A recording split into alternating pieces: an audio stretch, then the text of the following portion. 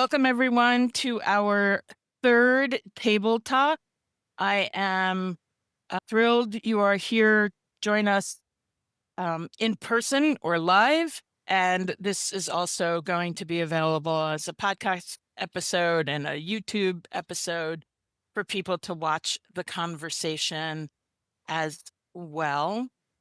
Before we really get into navigating the joy and logistics of solo travel, I wanted to give you a sense of where people might be joining us from.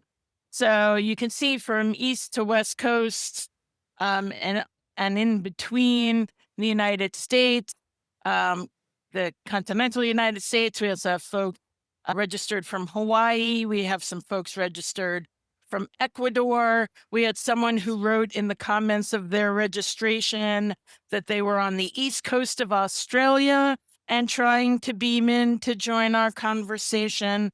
So it's always nice to see where people are gathering in community. We see people on the screen, but it's always nice to see where people might be along the way. There are about 185 registrants. There may be a few more because obviously I'm not watching registration right now. Before we get started with the program, I just want to make sure everyone has a sense of ground rules. If you're not speaking, have your microphone on mute. That means ambient noise won't be an issue. You, as I said, are welcome to add your location to your name area. Respectful listening is key. Everyone's perspective is valued and important. Questions and comments are welcome. You'll use chat for that, and we'll do our best towards the end to address those, as many as we can. And just to have a sense that our discussion, the entire intention is for it to be supportive, informative, solution focused. So that's the framing of how we'll participate together as a community. And in terms of some feedback I've gotten from past programs, or people really would appreciate a roadmap of what's going to play out as part of the program. And so that's for anyone who can see the screen and isn't calling in. That's on the screen now. So we are fortunate to be joined by three fabulous panelists. We'll have about a 25-minute conversation with them. And then as you were registering, people submitted some questions, some themes, and we'll try and touch on some of those, sort of categorized to touch on that as well. We'll do a quick period of comments and Q&A, anything that you want to ask Kay, Steve, or Susan, or just as follow-up in general. And then we'll do a quick wrap-up, and we will think about the next time we have this conversation, because there are plenty of people who have shared that they are avid travelers and really have an interest in participating in a conversation like this, which I think is fantastic. So with that, I'm going to go ahead and introduce our panelists. Our first panelist is based in Boston. Kay Dougherty has traveled to 65 countries and all 7 continents. As a former travel blogger, she's done everything from DIY trips and smaller, large groups to river, ocean, and expedition cruises. And she has fantastic, strong insights on all of them. So we're so glad she could join us. Joining from Virginia is Steve Gordon. Steve is an avid traveler since his college study abroad days, which was just yesterday. He scuba dived across the Caribbean, backpacked the Yucatan, toured Europe via Eurail, and has given a tremendous amount of thought to strategies for traveling solo, but not alone. And Susan Kitchell is joining us from San Francisco, California, recently back from New Zealand. She was just sharing with us.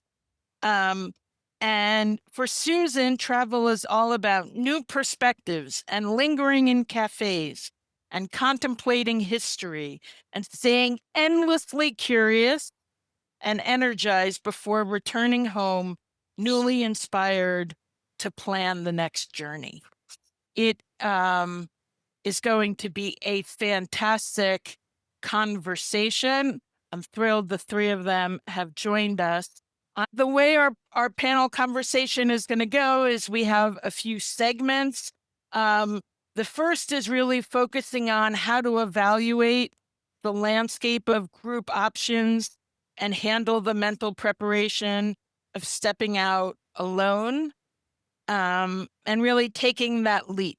And so the first question I thought could be to Kay, and given your experience across the entire full spectrum and continuum, from small group trips to expedition cruises across all 7 continents, how do you evaluate and choose a group style or itinerary that aligns with your values, your pace, and your personal need for independence? A lot of things. I would say, so I'll take them in the order you mentioned them. Values. I look for a company that focuses on cultural experiences and maybe studies the history. I don't personally look for a tour that's like all food focused or military history focused or things like that. I like history. I like nature. I like music and I like free time. I like museums, artwork, things like that. And so I look, do they also focus on similar areas that meet those interests? I'm not sure you want to call them values, but interests. Or values, do they give back in any way? A lot of the companies do philanthropic things in the areas where they travel.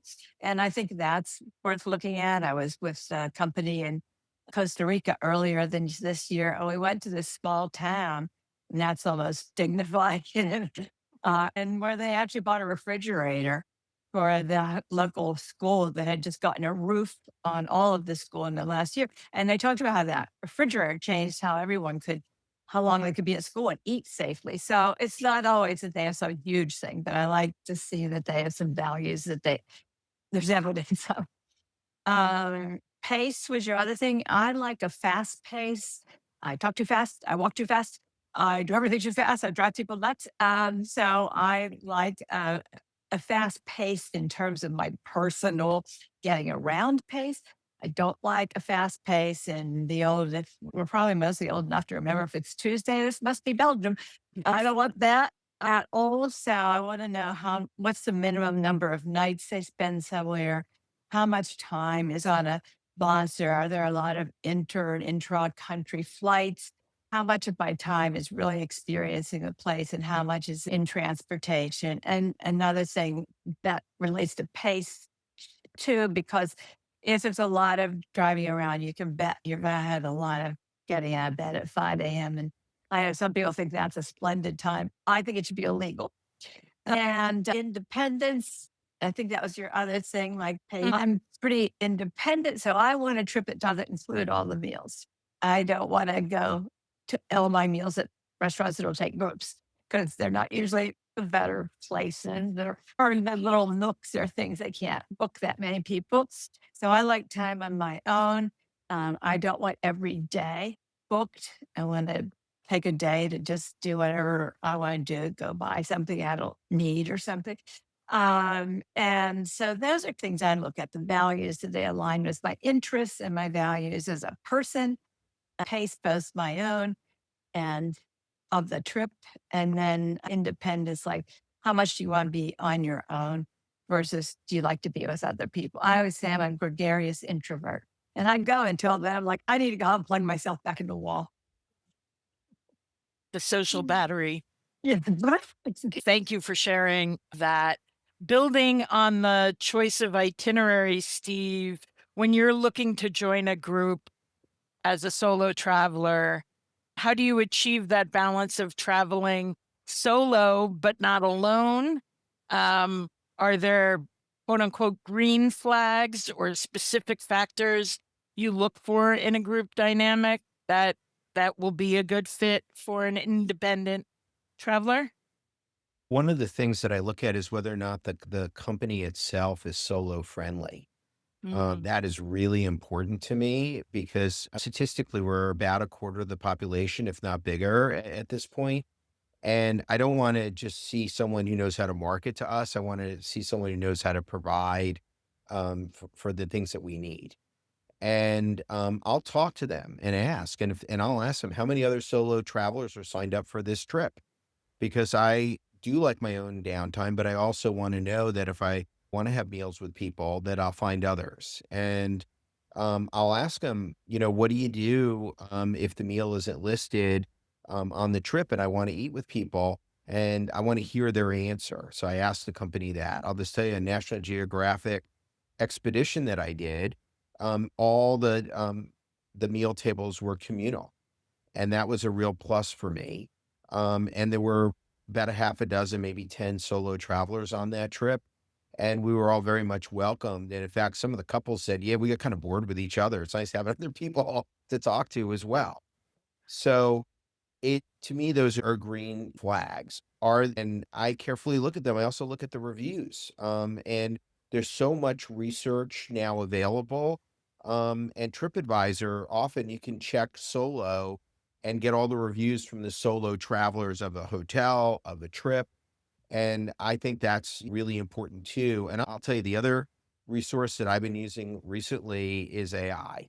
I go on ChatGPT and I will ask it, I saw this trip by this company. It's in a location I want to go to. I'm a solo traveler. What's your thoughts? And they'll go out, ChatGPT will go out and find the reviews done by other solo travelers. So there's a lot of tools that we now have available that can help us in that regard. And I also know I'm like, hey, there's sometimes I just want to be by myself as well. And I don't want to have every meal with everyone else either. On the other hand, I want to know that I have options, and options to be spontaneous as well. So if I saw something really cool that day, I know that I have options to have dinner with a group of people as well. And I'm a nature person. It's my number one priority that I look for. And I find that there are other solo travelers who love nature. So it's one thing. I know other people like other things like the culinary tours. And I think there's a lot of solo travelers who do that as well. Um, so it's things that for our conversation. I like educational stuff too. In fact, educational stuff in nature is nirvana for me. yeah. And often you get other people who are into that and it sparks a lot of good conversation.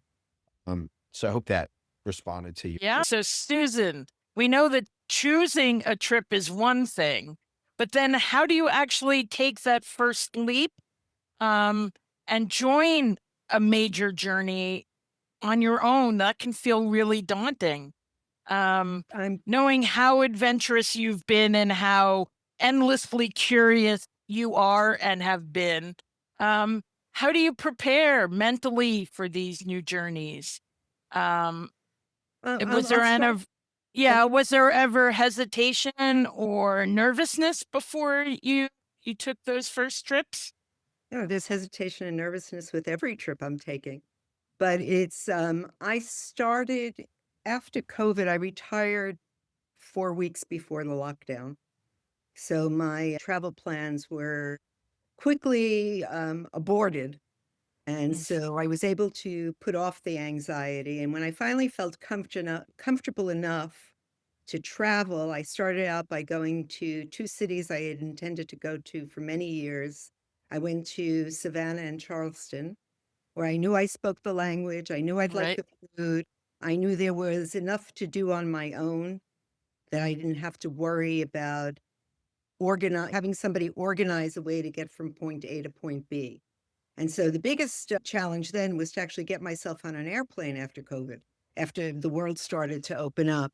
And once I did that and I came home and I didn't get COVID and I was just fine. And I was out and about every minute of the day and into the evening by myself. I was like, who's ready to go travel? And so I polled everyone I knew, and they were all, I don't know, it's COVID.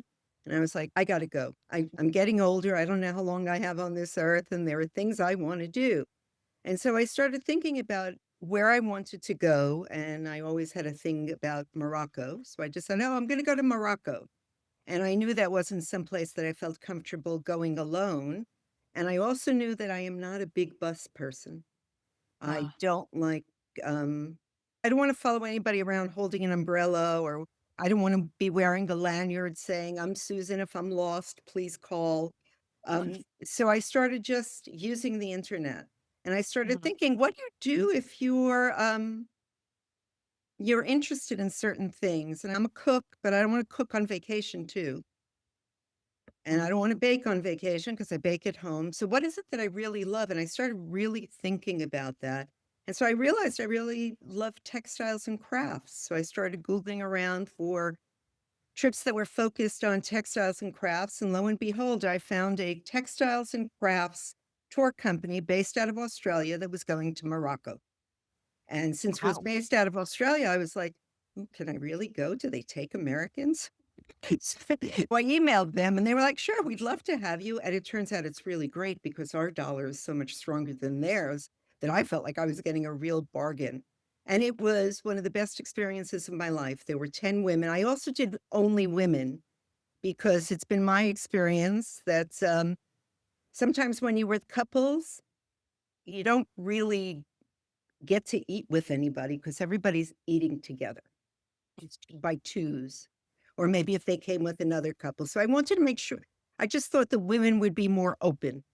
And so I met 9 Australians, if you can travel with Australians, they are some of the most fun-loving people you will ever meet. And they make everything easy. So it's, I don't know. I jumped off the boat into the water, and I didn't drown. And like, Right. okay, I'm a gregarious introvert. I need my downtime. I like to know that if I want people around, they're there. I like to know that if I want some time alone, that nobody's going to get their nose bent out of shape because I say I'm not going, or I just need to spend some time alone. And it worked out just fine. And I've been to, since November of 23, I've now been to 16 countries, and some in combination, not 16 trips, and it's been great. And I've going to New Zealand because I wanted to go from top to bottom. I knew that I'd have to go with an organized tour company. And so I found one that sounded good. I asked the questions that Steve asked. There were 20 people, which was the biggest group I ever traveled with. And I had plenty of time alone. I made sure of that in the itinerary, that there were free days. There was free time on every day. Most of these trips, from what I read, they're done at 4 o'clock. And if it's summertime, you've still got 4 hours of light to do whatever you want. Um, my curiosity in Morocco, I actually got to go to something that most people don't think exists in Morocco. Our tour guide happens to know the lead singer for the most famous band in the country, and they were playing a local a bar in Casablanca. And I was like, oh, can I come? And I can't believe I just asked him that, but I did. And it was like one of the greatest evenings of my life. It was great music that I didn't understand a word. It was like looking around and going, look at all these women in Morocco wearing next to nothing. Look at all these people smoking and drinking and having a good time. And I was like, my view of some places is incorrect. So it's that adventure. And yeah, I think I've talked too long. I'm just. That's fantastic. The other thing I got a kick out of is when I emailed you about participating in the panel, you wrote to me from what was tomorrow for me. I had never received an email from tomorrow. So for me, that was a kick. Yeah, I was in. Right. So I just enjoyed that experience. There may be others you write to who also enjoy those kinds of experiences. Um, Steve, touching back on that whole social side piece, how do you navigate meaningful connections with fellow travelers while still honoring your own autonomy or recognizing, as Kay said, the social battery, all of those pieces? So I'll talk about two strategies I've used. One was I use Meetup here in the Washington, D.C. area all the time. And you know what? When I was in Quito, Ecuador, I went on Meetup and there was a language exchange group that met in a restaurant one evening, and I went to it. And it was a mixture of people from all over the world, many of whom wanted to practice English and Spanish. And I had a wonderful evening. It was one of my memorable things that I did. And I know just from Meetup, because I belong to a couple of London Meetup groups because they do really cool outdoor activities, and I want to see what those are there. And it's a great way to meet other people when you're traveling. When it comes to being in a tour group, I went on a tour and I knew that there were only a few of us who were solo, and it was a larger group when we were at full strength. And what I ended up doing was I went up to the people who were other solo travelers and I said to them, other people here on the trip are here as a couple. We're here solo. Why don't we all look out for each other? And the three of us then became a little module thing, and we would save each other seats on the bus. And I also found out you could just go and ask the tour leader who are the other solo travelers.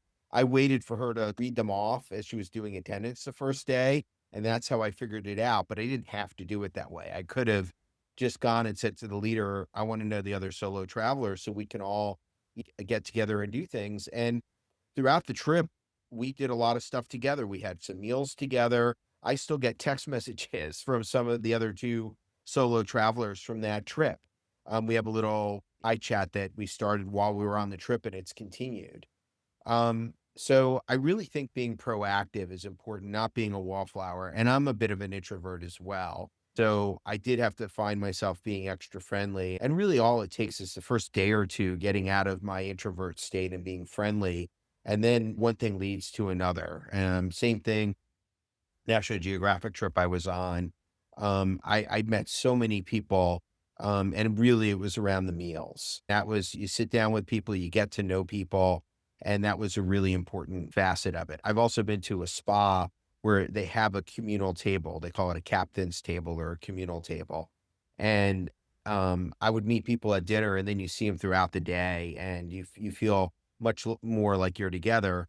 And I always get a single room. I am not into sharing rooms with people I don't know. Last time I did that was college, and I don't really need to do that again in my life.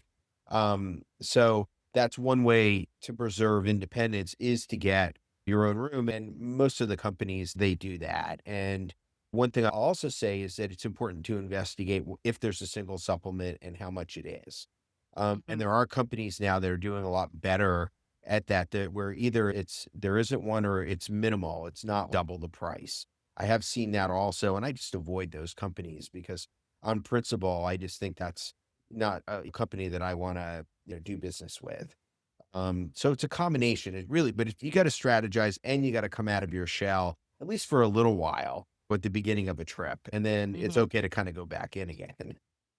Those sound like really good tips. I can see people are additionally sharing comments and tips in the chat. The questions that were submitted during registrations do touch on different abilities and all of that. So when we get to that segment, we'll be able to touch on some of those. I didn't completely ignore the information you provided. I thought it was really important and grouped it thematically so we can hopefully touch on some of those. So just want folks to know everyone's input is really helpful and shaped our conversation today. Um, Susan, back to that loving to wander market or lingering in a cafe. Um, are there particular best practices or practices that you have for intentionally stepping away from the group to to have the independent experiences you might want? So, what I do is I finally found a use for all those ridiculous greeting cards with envelopes that I get in the junk mail. and I hold on to the envelopes, not that I'm sending letters or anything. And I make myself a book for every place I'm going. And I start out by doing research and I write down things that I've read about or I want to do. I cut things out of magazines and I throw that all together. And preparing for my upcoming trip, I decided that it's time, no matter how I feel about it, that I learn to use AI. And Ah, so I went on ChatGPT and I learned to make a map. So this is for my trip, my first day once I land. I was like, I wanted to take it easy. I'm on my way to South Africa. I'm going to be in Amsterdam for a couple of days. And I was like, I want to go here and I want to go here and I want to go here and I want to go here. Make me a map. And then once I saw the map, I was like, oh, I don't really want to do that. Let me look at what else I want to add in and subtract. And so it was nice to actually come out with, I'm like, look at me. I could be the next Steve's. But it's something that I'm learning something. I'm learning to deal with AI. And I'm also I was kind of against letting AI give me suggestions, but I have another window open next to AI, next to ChatGPT, and I'm like, yeah, does that museum still exist? Does that restaurant still exist? You might like the chatbot might like to eat there, but that's not what I want to eat. So I'm right. always checking what's going on. But I do plan, and if I'm on the textile tours that I go on, I also, I'm for most places, this is going to be the only time I'm ever going to be here. So if I'm doing a whole trip just based around indigo dyeing, I still want to see other things in Uzbekistan. And so I want to make sure there's free time and I can get to the places using public transit. And so it's a matter of, I think it comes down to, I'm a nurse. I've always been a planner. I now use my skills for this. And so what I've learned is if you have a will, there's going to be a way. And there's also a way um, that you can ask a group that you're with if they'll join you. Mm, They'll make a detour to get to where you want to go. And that happened plenty in Morocco for me. So wonderful. it really worked out great. And so I've learned what's the worst thing that can happen if you ask? Somebody says no. So you figure out another way to do it. You go on the bus alone, or Mhm. you have them drop you off somewhere and you Uber back. It all works out. It all works out, but it takes planning. It does take planning. I think the embracing of the AI piece, I could see it resonating with people all over the various, rectangles. So, Um, Ailene, if I can just say, I moved to San Francisco because of the Grateful Dead. I really didn't have a plan. But it was like when I was thinking after that snowstorm in Boston, I'm like, where am I going? I'm like, I go all over the country to see them. I might as well just move to where they live. And I didn't really have a plan. I didn't have a job. I didn't have a plan. I'm going to live where the Grateful Dead live. And I'm 50 years beyond that now. I think that planning is something that I have to do. that's that's fantastic. But it's still good to pay attention to the Grateful Dead from time to time, if that what works for you. So thank you for sharing those sort of practical boundaries and opportunities to follow your "I'm going to be here once" kind of thing. Kay, for you, shifting to the structural side, um, Steve mentioned the single supplement fee, or managing solo real logistics in general can be a real wrinkle. So you have an extensive background in navigating different types of travel groups and cruises. Are there some practical tips for handling these pieces, the logistical, the financial, that makes it as seamless as possible? I think most of us have a budget. Um, it's so nice not to, but so you have to think. And it's like if you ever had anything renovated, you had this budget and it costs 20% more. That travel can often do that. So know how tight your budget is. And if it's tight, you may build some wiggle room in because it rarely is exactly what you've budgeted, especially now. There's so much price volatility. But I think some of the things to know what's included and what's isn't. For example, I went to Morocco last year and I ended up going on a private trip with a friend, which sounds like, oh my God, it was no more expensive than a group trip with two nice but not spectacular companies. Um, we didn't have any dinners included, but we had a national guide and a driver who took us everywhere for 2 weeks. So I'm happy to buy my own dinner. So what are the trade-offs? That was extreme. That's for some intended trip like that. But what's included? What isn't? Sometimes you'll look at a trip and think this one's so many days for. I always divide the number of days you're actually on the trip, not the day you get there and not the day you leave. How many, what is it per day? What's your budget? Is it $300 per day? Your budget is $500. Yeah. Have a sense of what your budget is. And remember, tips at a minimum. You'll need to tip the tour guide. If you're on tour, you may need to tip all the local ones too. So is that included? One company, and I'll say their name, I'm not shilling for them, Overseas Adventure Travel. They're based in Boston and they have trips without solo supplements. And one of the things I do like about them is all the tips are covered except the tour guide. So you don't have to get a whole bunch of small bills in different currency and think, what do we give the bus driver today? And what do we give this? But they're all covered except the tour guide. But you're always going to need to tip the tour guide and probably in local currency. So build that into how you plan. Again, understand the trade-offs. If you take a lower price trip, understand the three-star hotels in much of the world, certainly in Western Europe, rarely have air conditioning. So we're looking at record heat waves. Think about that. And you can address that issue with them. And no one ever told Europe in particular that screens have been invented, which I just don't know why we can't get the word across the pond. There's not a window with a screen. So think about the trade-offs. I get an eSIM for my phone. I don't care about making phone calls like traditional ones when I travel. So I get an eSIM for data. That's very easy to do if you have the smartphone. Google how to do it. Super easy, way cheaper than using the international plan with your company. I use WhatsApp. It's your friend. It's free. It's reasonably secure. It's encrypted. And your group will often make a WhatsApp chat group. So learn to use it. It's how I can communicate with my sister or friends, or you can make phone calls on it for free, all for free. But don't save your money on your medical insurance. And by that, I don't mean go spend a lot of money on it. But make sure you have what you need. Don't assume if you're on Medicare that you're going to be covered. Don't assume it's a US government program. Don't assume it. Some people tell me they are, some people tell me they aren't. I assume I'm not. But what I worry more about as I get older is, which I haven't yet, but if I do, is medical evacuation. Get that. Yeah. And when you look at insurance plans, they often say it's included. And just think about this because I know I used to be a travel blogger, and two who've gotten bad accidents, one in Australia, and I don't remember what the other one was.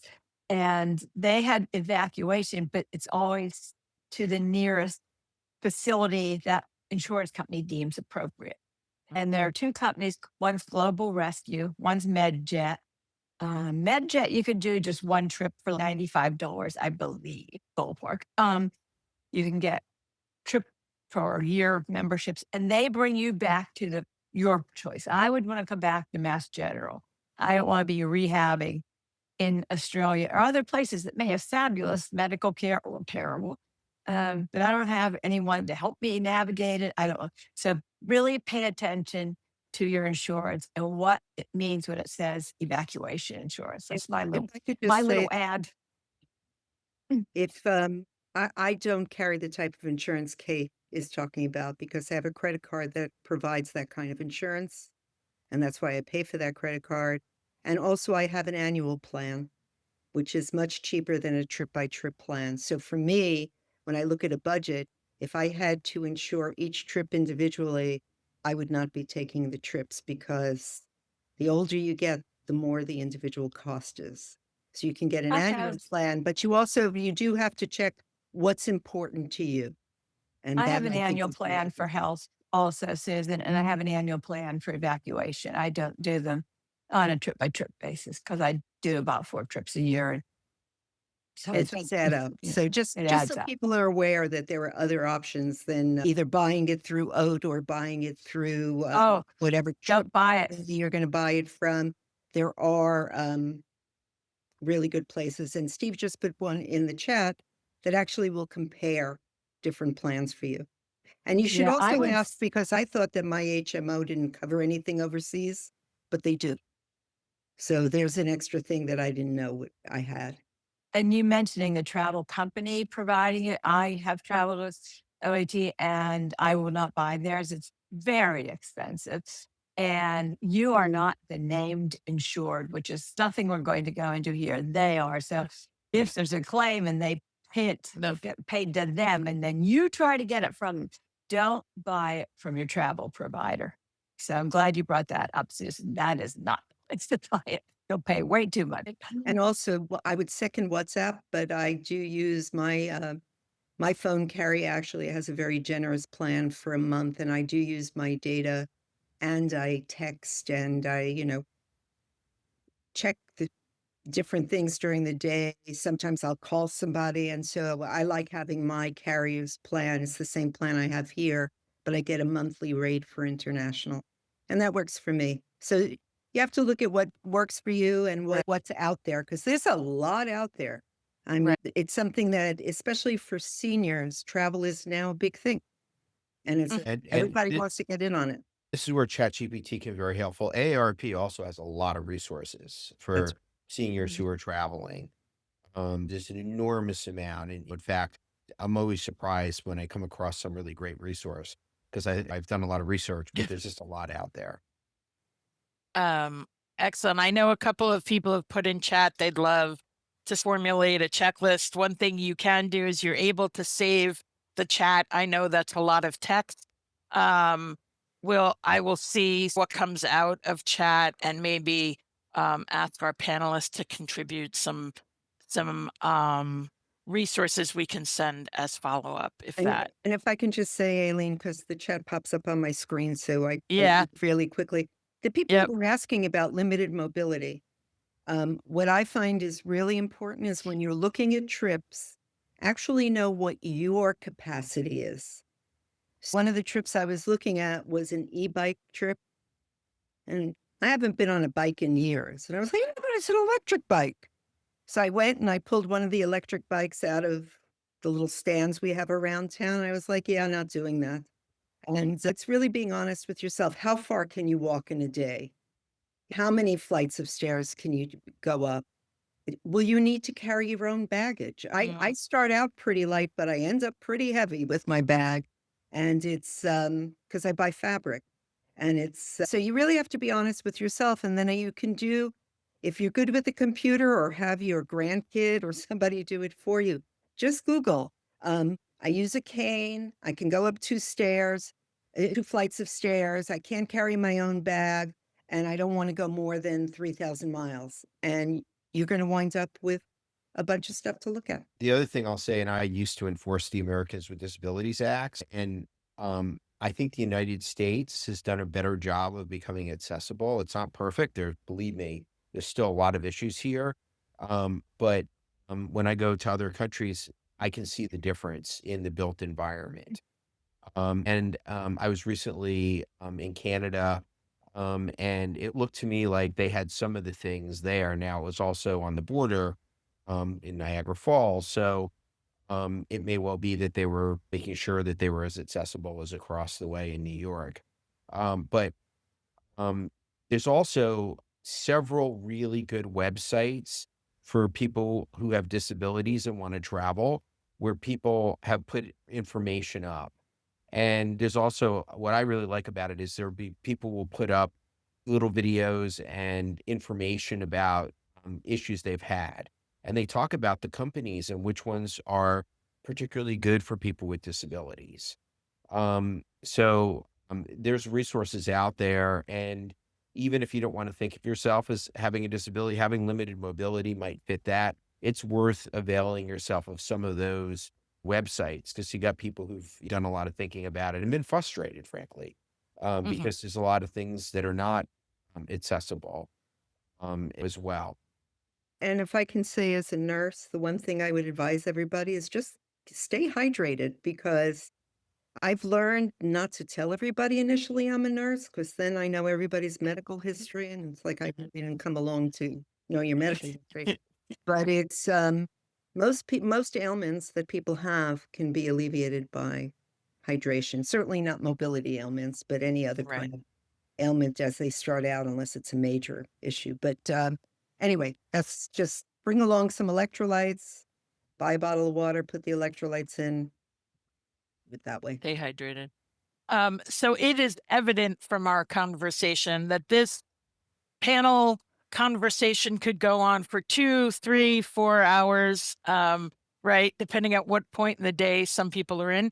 Um, so I don't want to skip over some of the registrant Q&As that came in, and I'm also mindful of time.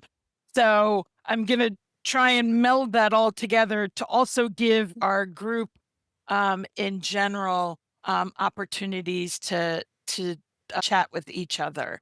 So in the registrant in questions and comments, there were 3 themes that really came through. The first was safety, emergencies, and navigation. One person asked, if you have no sense of direction, how does one safely travel alone within an unknown area? Which I think is a fantastic question. Again, looks like it's resonating with a lot of people. And I think is a great way to put it. 2, are there particular things that come to mind for any of the 3 of you that um, can sort of touch on that? I grew up in New York City in what some people would call not the best neighborhood. And I have a spidey sense, is the way I put it. It's do I walk down dark alleys? No, I don't do that at home. Why would I do it somewhere I don't know? Um, and I read the local news. I ask the guides, I want to go to this place. It's on my list of places I want to go. Is it safe for me to go alone? How do you recommend I get there? Once I'm there, am I going to be able to get back easily? Because there's the going, but there's also the returning. And Mm. so it's ask the questions. It was once told that if you don't ask for what you need, you're not going to get it. And so And I'll jump in on the lack of sense of direction. I used to travel with my sister a lot until unfortunately her health prevented that. And she would not be offended if she heard this. She has no sense of direction. I used to like to play tricks on her. We'd get out of the elevator in a hotel and I'd turn the wrong way just to see if she'd follow me. So that's the kind of sister I am.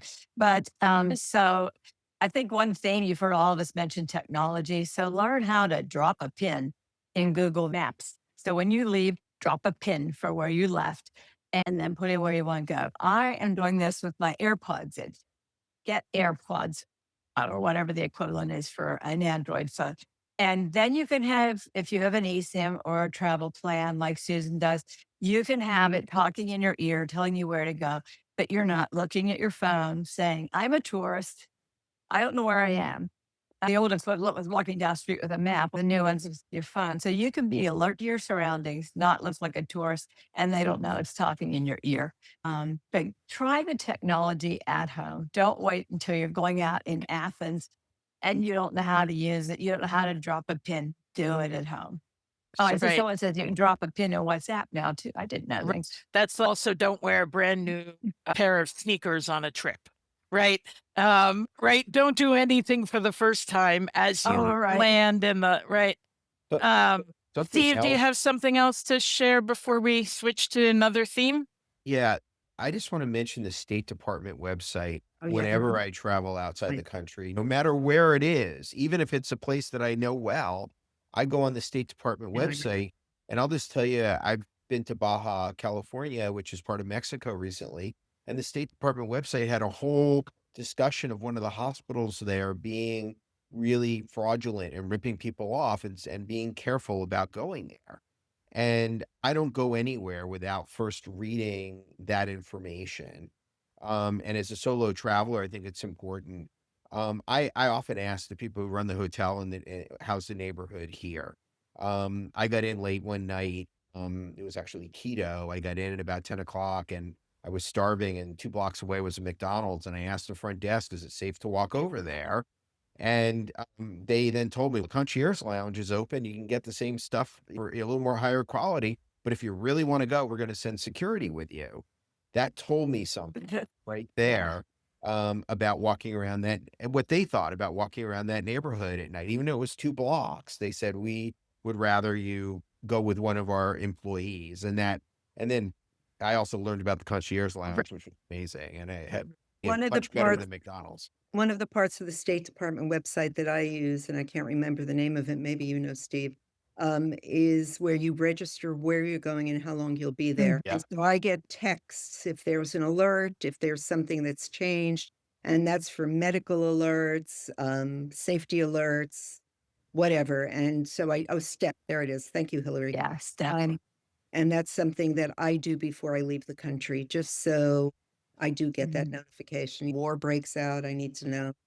And building a bit courses. on that, know where the consulate is where you're going in the country. It may not be where you're going to be, but know where it is and stick the phone number in your phone. Just so you have it. The chances of you needing it are close to zero, but if you do need it, you'll be glad to not have to be scrambling for it. And I'd go on Google or ChatGPT too and just say, is it safe to walk around this neighborhood? Is such and such a place? And it might find some news articles. I'm going to say something else very basic. Take a picture of your passport and your driver's license before you go. Very important. A lot of people Definitely. get to do that, but I have multiple pictures, and our phones can now find them. You can just do a search for passport in your photo gallery, and it'll find your pictures of your passport. You can also Doesn't even do hurt to that have a with hard your health. copy. You can make copies and also of your health Interesting. card, your health information, whatever the medical Health coverage insurance. is. Yeah. I don't Front carry and the back of don't those. I don't carry the copies because it's too easy if my wallet got taken or anything. This way it's just in a locked phone, and it takes a lot more to unlock my phone than to open my wallet. True, those are very good points.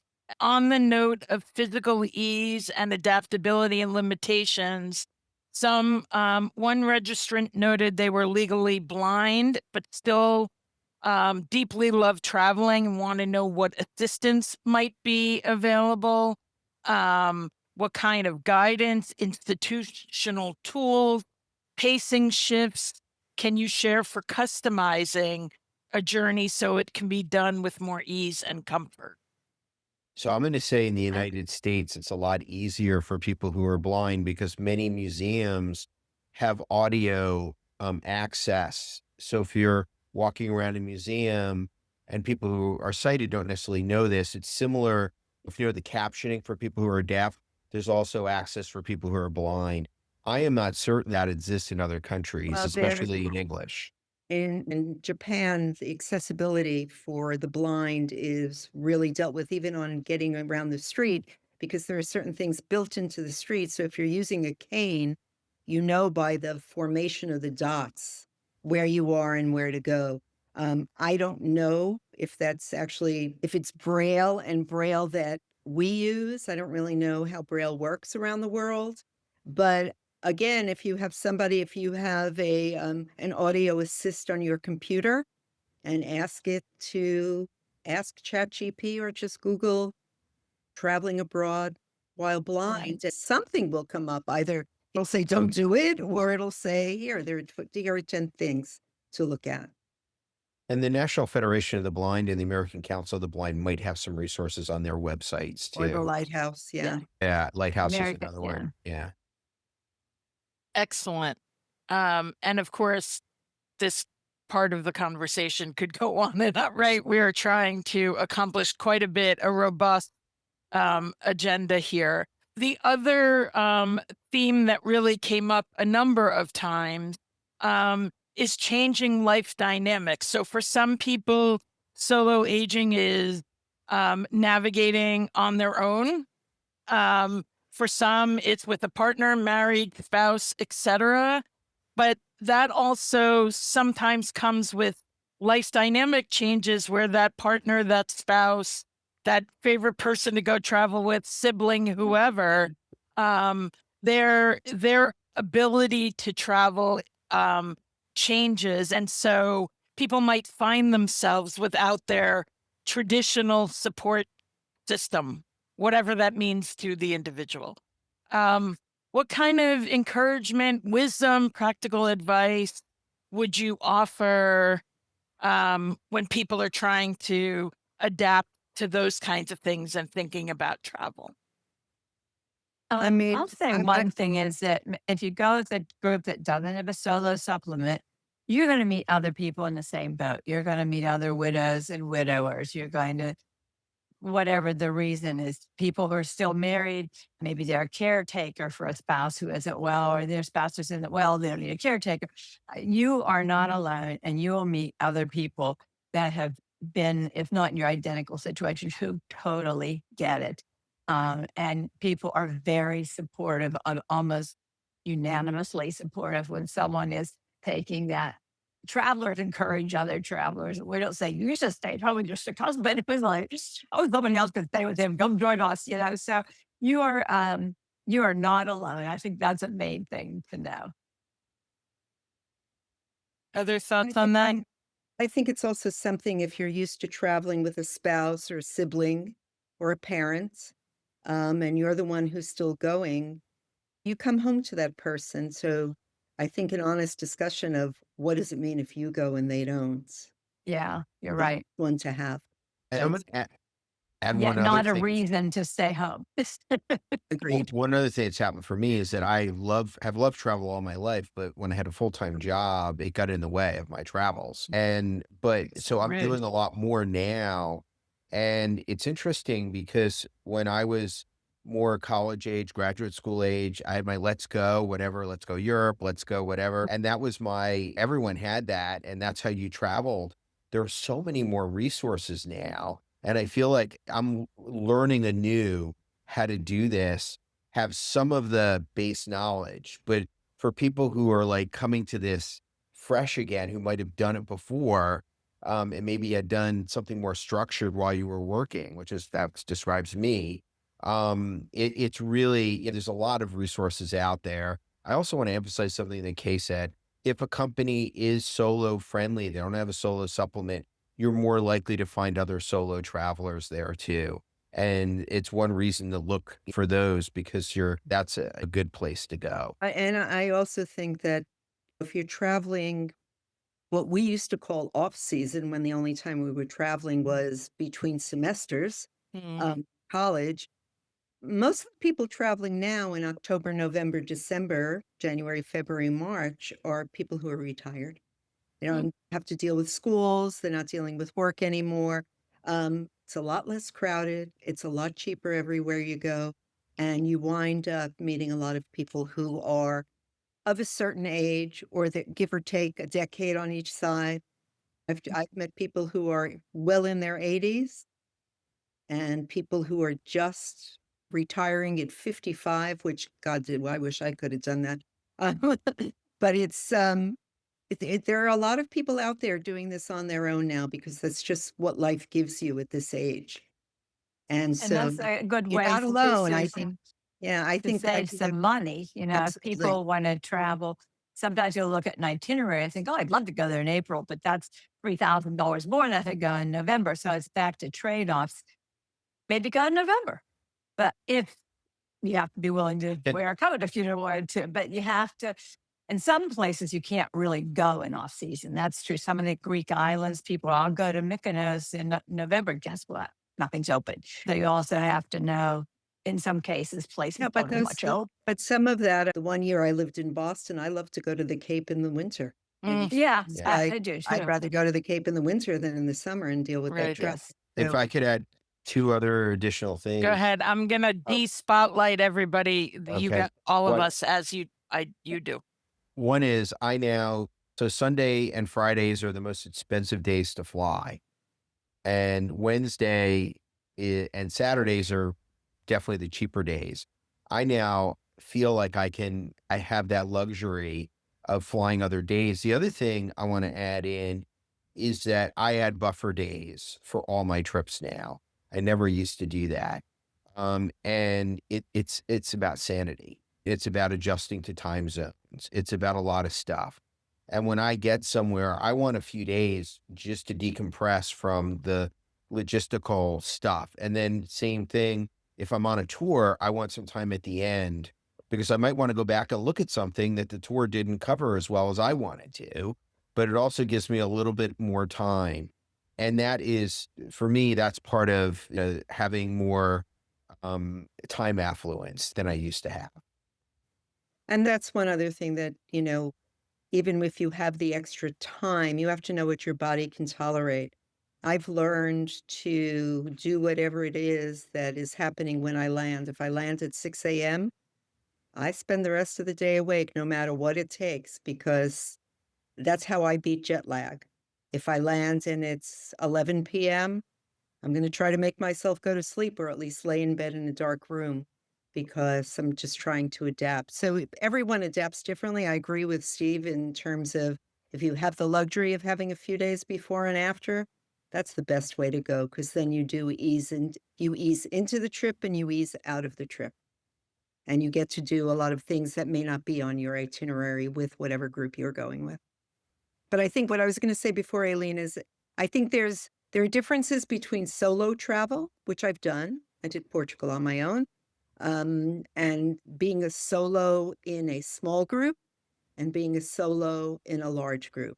And there are three different ways to travel solo, and each one has a plus and a minus, and you have to find what works for you. Excellent. Um, that's a good place to put in a lip, right? I wanted to give folks a little bit of time to share or ask questions as part of our panel tonight or today. Hi, Hillary. Hi. Can you hear me okay? Yep. I recently stumbled upon, totally by accident, another way to bypass jet lag completely. I get my stomach on the right time, Ah, and it really works. Normally, I'm going between here and Morocco, which is it's an overnight flight. It's exhausting. It's a day of travel once I get there and half a day of travel here. So it's a long trip. But as long as I can get my stomach on that time ahead of time, it really makes a huge difference. excellent. I never have Anybody? that problem. I eat all the time. I was going to say, does anyone else? That's what I do. That's what I do. I have I have mini meals, several a day, several hours apart. And I also don't let myself sleep for more than 3 hours at a time without waking up for a half an hour for at least 2 days ahead of time. It's very smooth. It's really amazing.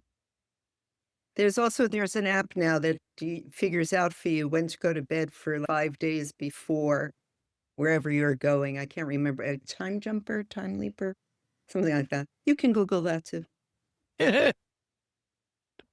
um, Marilyn. Yes. Nobody's talked about cruises, river cruises or ocean cruises. So I'm wondering what the advantages. We all know about many of the disadvantages, particularly on large cruise ships, but on a smaller ship or a river cruise, have any of the panelists had that experience as a solo traveler, and how did that work out? I think Kay's wheelhouse for sure. I was a travel blogger for about 7 years, and the first time I found out you could get free trips doing that was when Viking River Cruises offered me a free trip, and subsequently I went on 9 of those for free. So try me too late. The travel blogger thing's so over, but they charge full price for 2 on those. So most of the river cruises don't have any kind of decent pricing for people solo, and because they don't, they attract couples. And they're friend couples often. And I've never done it with a boy half of a couple with me, but I've done it with my sister and friends.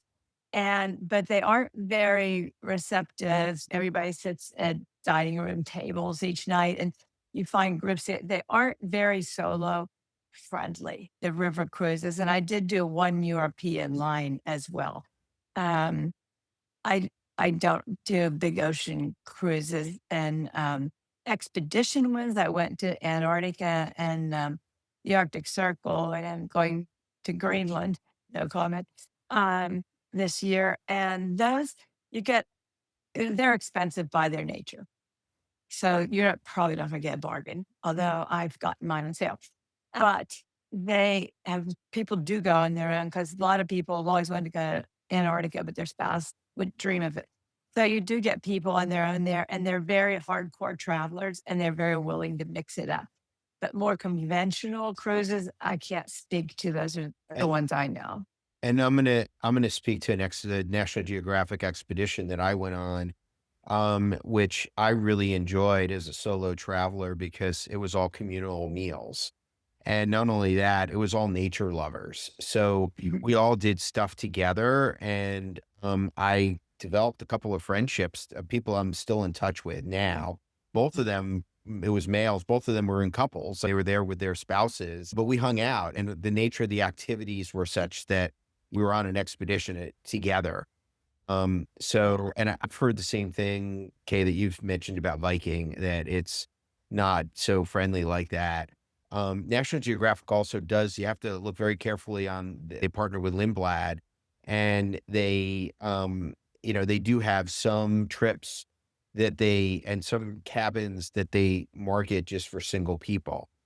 And a lot of something we haven't talked about, I have found, and I'd be interested, Kay, your thoughts on this, that if you book way ahead of time or if you book last minute, those are the best strategies for getting the best price. Because a lot of times they have an empty bed and they want to fill it.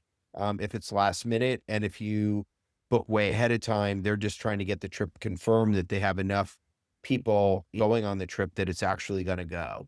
But it's in that middle where you pay the highest price. At least that, and again, that's been my experience.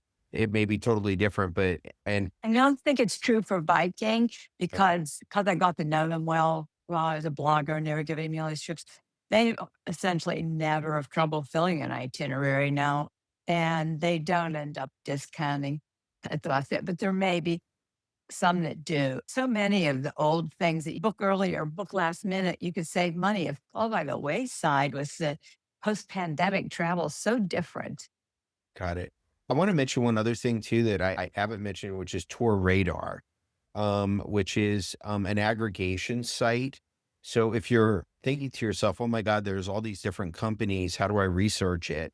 They aggregate not all of them, many of the companies. So I feel like if I want to get a sense for who goes to a particular place, I can put in the location and the month that I want to go, and it's helpful. And I think there might be a few others like that. And then I know there's some that don't list on there, so I go back out and look at those. But it's a time saver to use some of these aggregation sites if you don't want to go to each and every one and look. Another kind of riff on that, Steve, is if you're thinking of planning a DIY trip, you're going to do it all yourself. I go and look at itineraries from top level companies and then see where do they go. If they're going to go to Basque, Spain, somebody's planning a trip there, I see where they go. And then I plan my trip. I'm going to use that to inform it rather than starting totally from scratch. And so you can also use travel companies to do your research a little bit. Both for the hotels they stay at, but also the sites they go and see. Excellent point. Is there anyone who has a comment that succinctly that they'd like to share, or a very quick question as we wrap up? It's a quarter past the hour. I want to honor everyone's time. We Anyone? all eat a lot of meals every day. We want to go have a few. Right. And you were gracious enough to share a lot of good information. I can imagine people are trying to soak it all in. First and foremost, thank you to Susan, to Steve, and to Kay for scratching the surface at the wealth of information and experience you were interested in sharing with everyone. I know I greatly appreciated it. I learned a ton, and I can imagine others did as well. It's also the topic that I have a feeling there are many others on the screen who registered, who also said I have a lot of experience traveling. And so I have a feeling this could be a conversation we have, a subject we have a second time. The idea with table talks is that they're 4 times a year. They are free. They're always on Zoom. We're always looking for panelists. The next one is in August, figuring that people might be doing things in the summertime or whatever. And then again in November, that sort of goes through the 2026 year. That information is on the Navigating Solo website. All information is there for programming. I'm the one who sends out Navigating Solo emails, and I try to be very kind to your inbox, that I only send things when it might have slipped through a crack and it might be a program you might be interested in. I do not and never will share my email list, give out anyone's contact information unless they've given approval. So do not think you are on some sales list. You are not. This is my business, yes, but you are not on a sales list. That is not the way I do business. I was raised by a CPA and a teacher, and I'm probably one of the most ethical people you will ever encounter. So thank you to our panelists and to all of you for choosing to spend the time, to contributing to chat, to sending in your questions and all of that. Like any other Navigating Solo program, when I close out the Zoom, or when you close out your Zoom, there will be a survey that pops up. I'm going to say thank you. And hopefully we will see all of you again soon. Our panelists are going to stay on for a quick debriefing. And I hope everyone has a great rest of the day or evening, depending on what part of your day you're in. Thank you. Bye. Thanks for coming. Thanks for having us.